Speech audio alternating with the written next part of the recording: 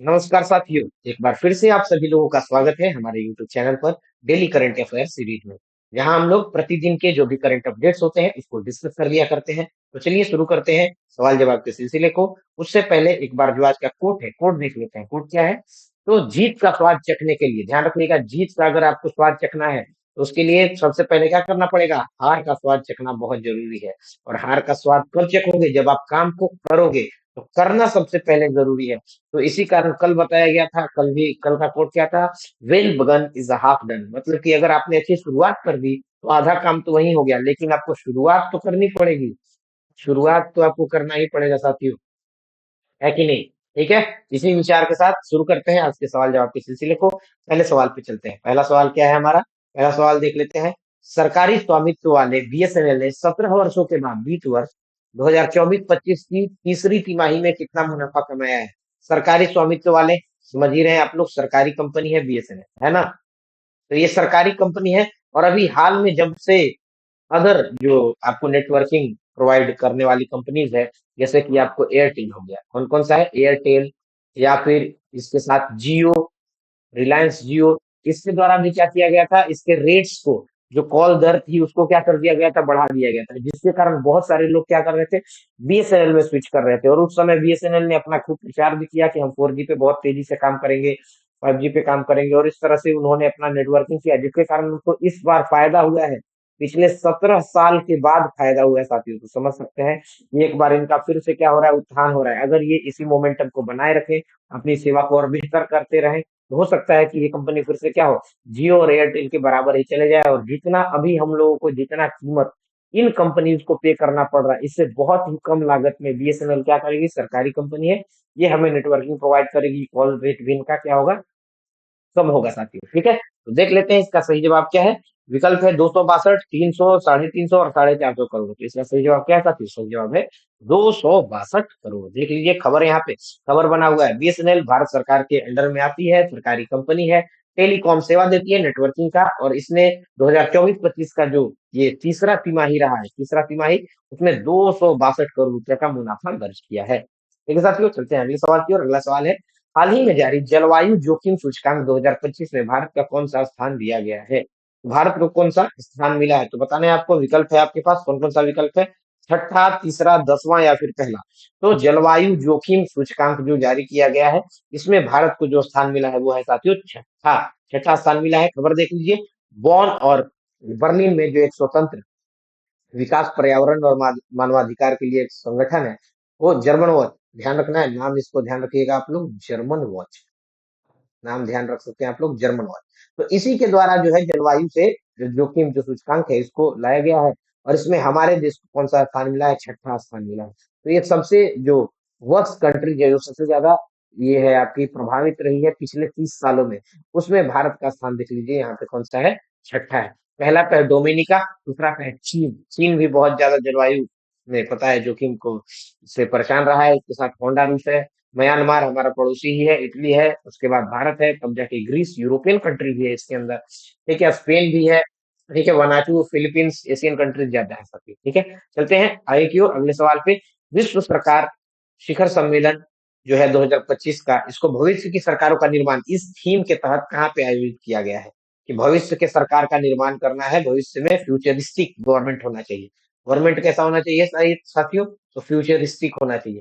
अच्छा, तो बताइए ये जो किया गया है ये कहाँ पे किया गया है? जगह बताना है आपको। विकल्प कौन कौन सा है? विकल्प है आपके पास, पहला विकल्प तो है आपका दुबई, दूसरा है ब्रुसेल्स, तीसरा है हेग, या फिर चौथा आपका जेरूसलम। इसका सही जवाब क्या है साथियों? सही जवाब इसका दुबई। दुबई कई सारी ऐसी जो शिखर सम्मेलन होती है इसको ऑर्गेनाइज करता है, और इसी के लिए फेमस भी है। पूरे दुनिया के लोग दुबई में जाते हैं, वहां व्यापार बढ़ता है, वहां जो है आपका टूरिज्म बढ़ता है। ठीक है, तो देख लीजिए यहाँ पे समिट कराया गया है, वर्ल्ड गवर्नमेंट समिट, जो कि फ्यूचरिस्टिक गवर्नमेंट के लिए कराया गया है। 13 फरवरी को ये कराया गया था, ये संपन्न हो चुका है। ठीक है साथियों, चलते हैं आगे की ओर। नए आयकर विधेयक जो अभी लाया गया है हाल ही में 2025, इसकी जांच के लिए जो निम्न सदन के कितने सदस्यीय प्रवर समिति का गठन किया गया है? निम्न सदन, ध्यान रखना है आप लोग को। निम्न सदन का मतलब क्या हो गया? लोकसभा। ध्यान रखना है साथियों, निम्न सदन का मतलब क्या हो गया? लोकसभा। जबकि उच्च सदन का मतलब क्या होता है? राज्यसभा। आप लोग को पता होगा उच्च सदन किसको बोलते हैं? उच्च सदन बोलते हैं राज्यसभा को अगर नहीं पता है तो इसको राइट डाउन कर लीजिएगा। तो राज्यसभा जो होती है साथी उच्च सदन होता है, जबकि लोकसभा निम्न सदन होता है। तो कितने सदस्यीय जो समिति है उसका गठन किया गया है? विकल्प है आपके पास 31, 23, 11 या फिर 15। तो इसका सही जवाब क्या है साथी? इसका सही जवाब है 31। और 31 में से अब देखिए, जैसे जैसे संसद में पार्टी होंगी उसी तरह से इसमें भी क्या किया जाता है, संसदों को मौका दिया जाता है। तो जो एनडीए है, जो राष्ट्रीय जनतांत्रिक गठबंधन है, एनडीए नेशनल डेमोक्रेटिक अलायंस, इसके 17 लोग थे साथी। ठीक है, 31 में से 17 लोग इसी के थे। और अगर इनका पूछा जाए कि इनका जो अध्यक्षता है, तो अध्यक्षता कौन कर रहे हैं? तो अध्यक्षता कर रहे हैं यही बीजेपी के जो ये मंत्री हैं, इनका नाम क्या है, सांसद है वैजयंत जय पांडा। क्या नाम है साथियों? वैजयंत जय पांडा। और बाकी इसमें 17 के बाद 34 में से और 14 लोग हैं, वो अलग अलग पार्टियों से, जैसे कुछ कांग्रेस से हो गए, कुछ आपका समाजवादी पार्टी से हो गए, कुछ तृणमूल कांग्रेस से हो गए, तो अलग अलग पार्टी से, कुछ अलग अलग पार्टी जो भी उनकी है उससे बिलोंग करते हैं। 15 फरवरी 2025 को वाराणसी में काशी तमिल संगलम, ये जो तीसरा संस्करण हुआ है, इसका उद्घाटन किसके द्वारा किया गया है? तो विकल्प है आपके पास योगी आदित्यनाथ, अमित शाह, नरेंद्र मोदी या फिर द्रौपदी मुर्मू। तो इसका सही जवाब क्या था? योगी आदित्यनाथ। ये सिर्फ अकेले नहीं थे, उनके साथ आप ध्यान रखिएगा धर्मेंद्र प्रधान, धर्मेंद्र प्रधान, तो ये भी थे साथ में साथियों। लेकिन यहाँ पे विकल्प में अब योगी जी हैं, तो योगी जी का ही नाम लिया जाएगा। ठीक है, तो यहाँ पे देख लीजिए, उत्तर प्रदेश के जो मुख्यमंत्री हैं योगी आदित्यनाथ जी, केंद्रीय शिक्षा मंत्री जो है धर्मेंद्र प्रधान जी, और साथ ही साथ जो सूचना एवं प्रसारण मंत्रालय है, ठीक है, इनके राज्य मंत्री एल मुरुगन, इनको क्या किया गया है यहाँ पे, जो उद्घाटन किया गया, देख लीजिए यहाँ वेबसाइट भी लॉन्च किया गया है साथियों, काशी तमिल संगमम। ठीक है साथियों, चलते हैं आगे की ओर। अगला सवाल हमारे स्क्रीन पे आ गया है। हाल ही में कौन सी भारत यूके, यूके ध्यान रखना है आपको, इंग्लैंड, यूके कौन सा देश है? United kingdom. तो यूनाइटेड किंगडम नहीं भी ध्यान रखिएगा, तो कम से कम इंग्लैंड तो ध्यान रख सकते हैं। ठीक है, तो इनके बीच में क्या किया गया है, अभी मीटिंग हुआ है। तो ऊर्जा वार्ता ध्यान रखना है, एनर्जी से रिलेटेड वार्ता हुआ है, मीटिंग हुआ है। तो ये कौन सा था? ठीक है, पहला था, दूसरा था, तीसरा था या फिर चौथा था? तो इसका सही जवाब क्या था? तो सही जवाब है चौथा, चौथा मीटिंग था ये, भारत और इंग्लैंड के बीच में। इंडिया यूके 2+2, मतलब कि दो दो लोग, दोनों तरफ से द्विपक्षीय वार्ता हुआ है, फॉरेन एंड डिफेंस डायलॉग हुआ है यहाँ पे। नेट जीरो सचिव एंड मिडबैंड ने की है। ठीक है साथियों, साथ ही साथ इसमें देख लीजिए कि क्या क्या हुआ है। ऊर्जा क्षेत्र में प्रगति की समस्या पर ध्यान पूरी तरह से दिया गया है।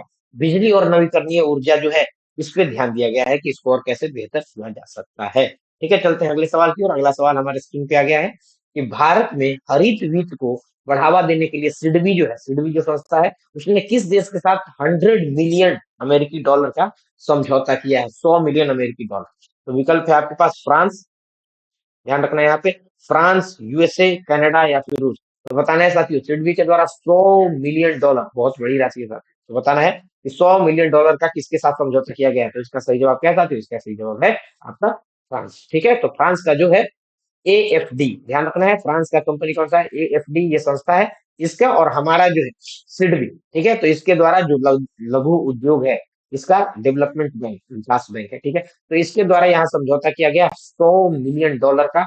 और इसमें क्या किया जाएगा, जो सूक्ष्म लघु या मध्यम उद्योग है, उसको हरित वित्त में समाधान को बढ़ाया जाएगा, उसको हरित वित्त की ओर बढ़ाया जाएगा। ठीक है साथियों, चलते हैं अगले सवाल की ओर। अगला सवाल है हमारा, विश्व वेल दिवस प्रतिवर्ष फरवरी के किस तीसरे, तीसरे किस दिन, दिन बताना है यहाँ, ये तीसरे सोमवार को, तीसरे मंगलवार को, तीसरे शनिवार को, तीसरे रविवार को या बुधवार को कब मनाया जाता है? तो इसका सही जवाब क्या है? तीसरे रविवार को हर बार मनाया जाता है। तो इस बार कब पड़ गया? इस बार पड़ गया आपका 18 से। ठीक है, ध्यान रखिएगा ये लोग। ठीक है, तो ये अनूठा है भारत जो है, इसमें बहुत अनूठा देश है, यही बताया गया है। इसके बारे में कुछ जान लीजिए कि 200 टन के बराबर इसका क्या होता है, भार होता है। ये तो आप लोग को पता ही होगा, लगभग 33 हाथियों के बराबर। ठीक है, हर एक का नहीं, हर एक का नहीं, लेकिन जो ब्लू व्हेल है, जो ब्लू व्हेल है सबसे बड़ा व्हेल है, उसका जो है वजन इतना ज्यादा होता है। ऐसा नहीं कि हर एक व्हेल का वजन इतना ही होता है। ठीक है साथियों, चलते हैं आगे। तो ठीक है, तो आज जितने भी आज के करंट अपडेट्स थे, जितने भी इससे सवाल बन सकते थे, उन सभी को हमने डिस्कस कर लिया है। इसी के साथ हम आप लोगों से एक गुजारिश है, चैनल पे आए हैं तो इसको लाइक कर दिया कीजिए, अपने मित्रों के साथ शेयर कर दीजिए, और जाते जाते चैनल को सब्सक्राइब जरूर कर दीजिए साथियों। ठीक है, इसी के साथ इस क्लास को हम लोग एंड करते हैं। तब तक के लिए बने रहें, मिलते हैं अगले वीडियो में। जय हिंद, जय भारत।